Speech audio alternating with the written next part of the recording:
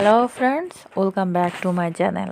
আজকে আমি আপনাদের দেখাবো কালো দাগ এবং ঠোঁটের যে চারিপাশে একটা এই শীতের সময় খোসা খোসা ওটা একটা ভাব থাকে, সেই ভাবটি আপনারা খুব সহজে কিভাবে দূর করবেন, কারণ এই প্রবলেমটা অনেকেরই ফেস করে থাকেন। তাই আজকে আমি আপনাদের দেখাবো কিভাবে এটা করবেন। তো দেখতে পাচ্ছেন এখানে আমি কোলগেট নিয়েছি আর সাথে নিয়ে নিচ্ছি লেবুর রস।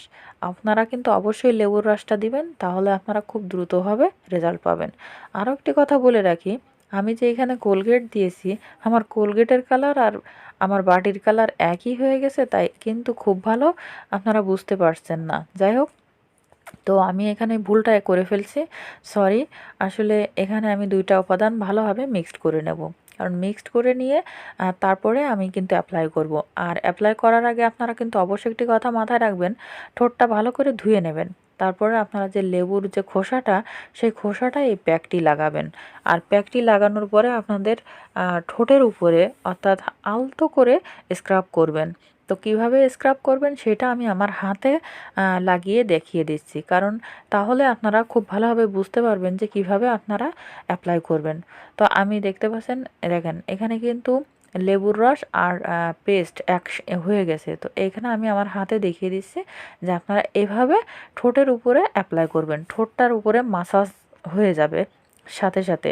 এমনকি কিন্তু আপনারা যেখানে হাতের কালো দাগ আছে, আমার হাতের কালো দাগটাও কিন্তু উঠে যাবে, কারণ আমি যেভাবে মাসাজ করতেছি, এটা যদি আমি কন্টিনিউ 2 থেকে 3 দিন করি, তাহলে আমার হাতের কালো দাগটাও উঠে যাবে। যাই হোক, এভাবে আপনারা 2 থেকে 3 মিনিট এভাবে মাসাজ করবেন। মাসাজ করলে দেখবেন আপনাদের ঠোঁটটা অনেক হালকা হালকা লাগতেছে। তো এভাবে কিন্তু আপনারা সকালে করতে পারেন বা রাতে যে কোনো টাইমে আপনারা এটা এভাবে করে নেবেন। তো এটা করার পরে মাসাজ করার পরে 2 থেকে 3 মিনিট রেখে দেবেন ঠোঁটের উপর এভাবে পেস্ট আর লেবুর রসের ইয়েটা। তারপরে আপনারা যে কোনো নর্মাল পানি দিয়ে ধুয়ে ফেলবেন। তবে আরও একটি কথা বলে রাখি, এটা কিন্তু সপ্তাহে 2 থেকে 3 দিন করবেন, তাহলে আপনারা খুব ভালো রেজাল্ট পাবেন। আরও একটি কথা বলে রাখি যে এটা আপনারা যে কোনো টাইমে কিন্তু ব্যবহার করতে পারেন। তো ভিডিওটি যদি ভালো লাগে তাহলে অবশ্যই একটি লাইক দিবেন, আর চ্যানেলে নতুন হলে অবশ্যই চ্যানেলটি সাবস্ক্রাইব করবেন। পাশে থাকা বেল আইকনটি অবশ্যই প্রেস করে দেবেন, যাতে আমার দেওয়া নতুন নতুন ভিডিওগুলো সবার আগে পান। তো দেখতে পাচ্ছেন আমি এটা কিন্তু 5 থেকে 7 মিনিট হয়ে গেছে, যেহেতু আপনাদের সাথে বকর বকর করতে যেয়ে সময় চলে গেছে। যাই হোক, আমি ধুয়ে আসছি।